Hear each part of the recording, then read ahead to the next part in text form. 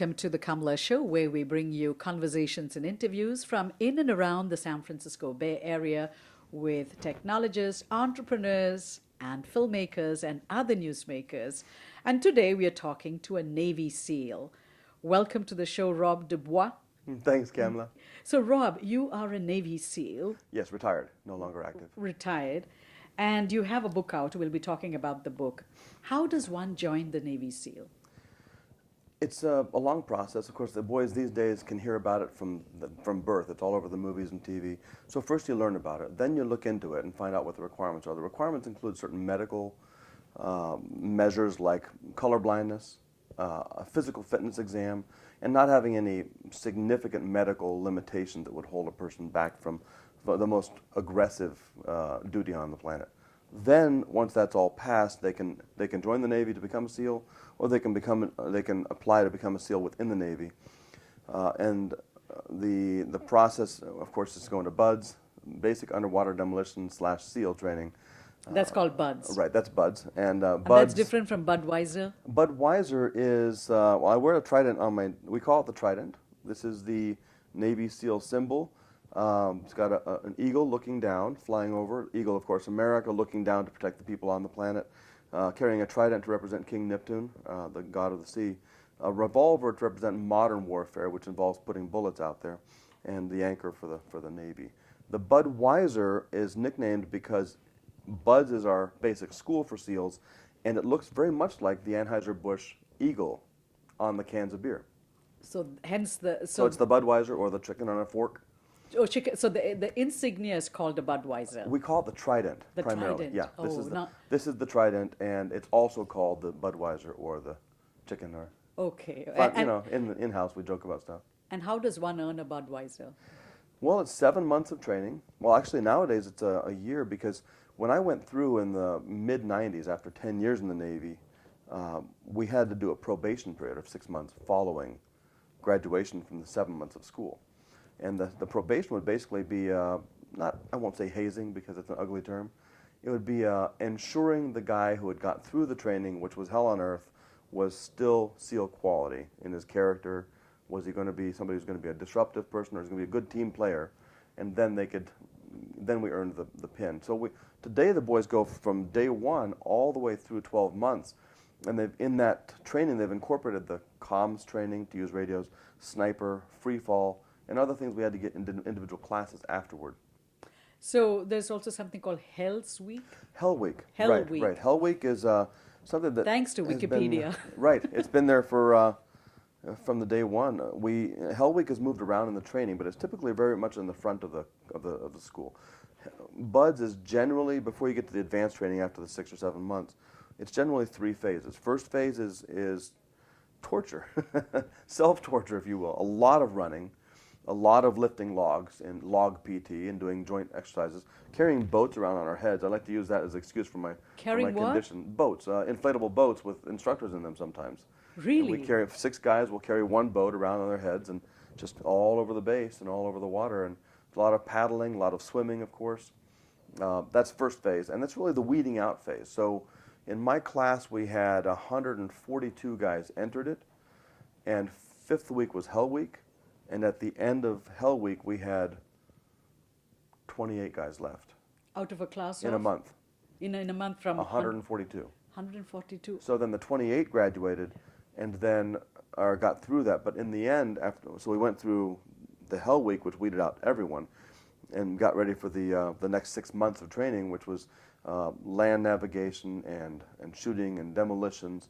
But dive phase follows torture. So it's torture, if you will, conditioning, and diving, and becoming experts at rebreathers, so invisible silent swimming, and the third phase of explosions and such. And is that why you're called Brothers in Arm? Because you build a very strong sense of brotherhood, because you have to operate as a team? Absolutely. It's bred in and beat in and burned in and tempered into us that you literally are fighting for the guy next to you, and you're serving for the guy next to you and serving. So we have a global perspective. In fact, the commander today, Brian Losey, is a friend of mine. He's an incredible human being, great leader, And he and I were talking about how broad-minded today's young SEALs are. The young men that go in are not just trigger pullers. We have some incredibly bright people who are doing cultural awareness studies, engagements on the ground in dozens of countries and throughout special operations. But the brotherhood is something that it's unbreakable. We have to have, jokingly call it the Frog Mafia. Frog Mafia. The Frogman Mafia, the Frog Mafia. But I know that if a guy tells me he's going to do something, he will. And I know that if he tells me something's happening, it's true. And I know that I can be trusted in the same way because we have. So you can't break your word. Cannot break our word. Okay. It's a form of social death to do so.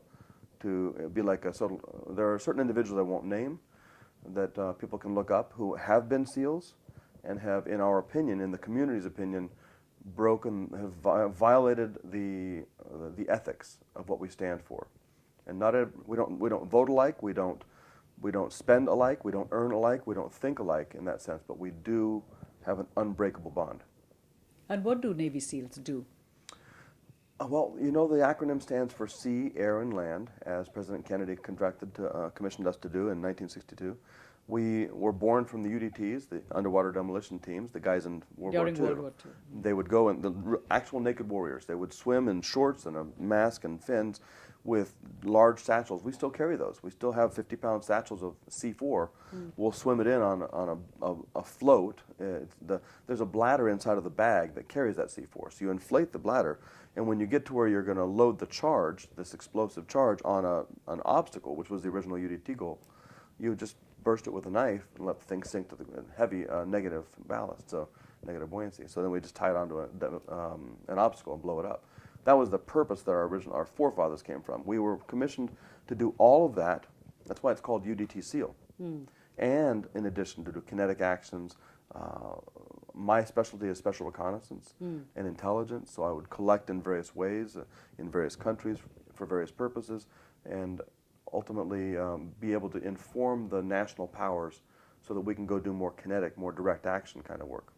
So one of the things that you mention in the book to your brothers in arms, you say, your body, your mind, your heart, and your soul have been scarred when you transform into a warrior. Right. And that's the price of duty, you say. But so now you are sharing that story, you know, as a scarred warrior, you know, in all four: heart, mind, soul, and body. You've got this book called Powerful Peace. It's very interesting. You don't think of a warrior talking about peace. No, not too many are doing it. What prompted you to write this book and talk about the notion of understanding, dispelling ignorance? Because that's what your book is about. Right. And it's about much more than I thought it was when I first started writing it and when I finished it. I didn't know how much it was about, but it's actually, I wrote a blog from Iraq when I was out there after I retired in 2006. I was back in Iraq for a year or more doing contract work, and I started writing a blog called Powerful Peace, and it was about exhibiting what was right about the Iraqis where I was living, or the Salvadorans where I've been, or the Japanese, or the Kenyans. Wherever I've worked, there's elements of good human quality in every population I've experienced in these 34 countries, or whatever it may be these days. I lose track of the number of countries. Yeah, actually, a couple of years ago, I looked at a big map and started writing out. Okay, I guess I've been there, putting little dots on it to try and count how many countries I worked in.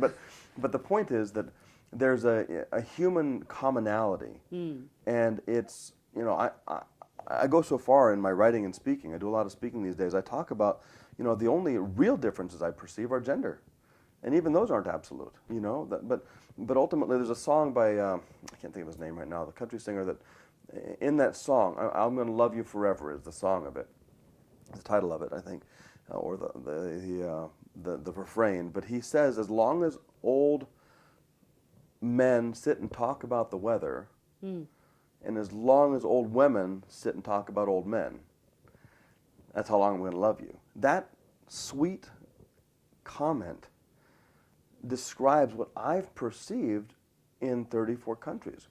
Living with people in Turkey, living with people in Oman, or wherever I was, I've seen that commonality of men and women just wanting to have a safe place for their families. And I'm not a touchy-feely guy. I'm not a pacifist. am actually pro-violence when it's precise and calculated and necessary. You say controlled violence. Very much controlled, because we have to. I advocate for being as dangerous as humanly possible. I'm a very dangerous person. I can do a lot of things with weapons and without weapons. I've been training for this for years. So and if the I pulled out a mind, too. knife now, what would you do? I would say, I can't believe you're doing that during this interview. I wouldn't have, No, but because you have to assess the threat. Even though it's a facetious comment, I guess the response I was looking for is, what if somebody drew out a knife? Would you be alert? In an actual threat. Yeah. I'd say, hey, dude, I don't want to fight. I would immediately begin to try and to end the difficult situation without having to break his neck. I would try to have me not be in risk of being stabbed or slashed. I would like to just let it be ended. But wouldn't a common person, or wouldn't, that comes as a surprise, because I would think your knee-jerk reaction would be to sock this person in the eye. That makes sense. I can see how you would think that. But the way it really works is, when I perceive a threat, I immediately begin processing, unconsciously, it's automatic processing, what is the likelihood of the threat, what is the severity of the threat. If it's likely if he pulls out a knife to just stab me, then I'm going to start responding. And oftentimes my response will be to run as fast as I can that way. Because there's no point in being in a knife fight for no good reason. The consequences are not predictable in violence. And I've proven that 1,000 times. You don't know how it's going to end up. You know, I might get a broken nose when I think I'm going to beat this guy on the mats easily. But I get a surprise, he gets a lucky shot, whatever happens. So I urge all of us to not default to hard power, to violence or coercion, and to keep it ready, to let it be in the toolkit. But when I'm threatened with a knife, I mean, at this moment, I would just skedaddle. I'd get a pillow in your face, or I'd throw you back into the wall, or whatever needs to happen with a series of events, a series of movements, and try to suppress the threat immediately. And then figure out what's going on with it. I mean, it might be a misunderstanding. I've got a lot of stories about misunderstandings leading to violence. You have a story here about a woman saying that when American soldiers come, they rape women. Right. They would gang rape the wife. That's the message. So this gets into the IO, or information operations realm, which goes from what people have heard. It's all over the news, all over the movies for years. PSYOP, psychological operations, where we deliberately create a campaign to create a false impression in the enemy's mind and make him the enemy, fear something's happening and go the other way, or be deterred from something. Or it's all about deception. That's the black arts of information operation. All the way on the white side is good old-fashioned news, press releases. In between are all sorts of, if you will, telling the truth the most effective way possible, which is information operations. And so our adversaries, the jihadis or the insurgents or whoever we're facing at the moment, will use whatever they can in the information realm to create an impression. Some special forces operators that I talked to when they came back to the base said they'd gone in, taken down a house, they'd gone in and broken in and got the bad guy. Now, the bad guy, of course, is a very relative term, and some bad guys have not been bad guys. So in full honesty, over the whole history of our warfare, things happen. So I use that term loosely. This guy was a bad guy. He was a financier, putting a lot of money into roadside bombs that were killing a lot of Americans and other coalition forces, and Iraqi citizens, including women and children. So they got the bad guy, and as they were leaving, the wife of the bad guy said to the interpreter who came with the team that the foreign guys, the foreign forces, told us that whenever the Americans came in to capture our husbands, they would rape the wife, gang rape the wife. And so the interpreter was shocked by this horrible concept. He turned to the captain who was in charge that I had talked to later and said, hey, dude, here's what she just said. And the captain said to the interpreter to tell the woman, to tell all of her friends exactly what happened, everything that happened. If we broke your lamp, we're sorry. If we scared your kids, we're sorry. If we broke the door coming in, we're sorry. And nobody raped you. Just get the whole truth out there. That's what my IO buddies are about, is the race to the truth. Because America has IO is all of information? its warts. IO, information operations. For all of its warts, America is a magnificent shining beacon that a lot of people want to come to. They still do. They see the goodness that's in it. We make mistakes at policy level. We make mistakes at social level. We make mistakes because we're humans in America. We're humans in every country, and we all make mistakes. But I've seen so many people, even jihadis, who wish they could immigrate to America for Really? that opportunity they could have to live as an American. It's bizarre. Really? Even Well, jihadists? absolutely. Not all. Okay, There's no, some but really, you've come across Yes, absolutely. jihadists. So, so one of the things that you say in the book is think like your adversary. Right. How do you do that?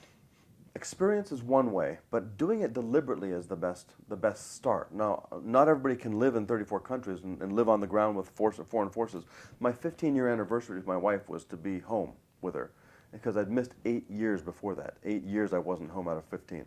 So I've had that experience, and it's informed my opinion so much. But people can simply choose to be more mindful about how they're affecting other folks. It doesn't have to be international relations. It can be interpersonal. It can be wives and husbands.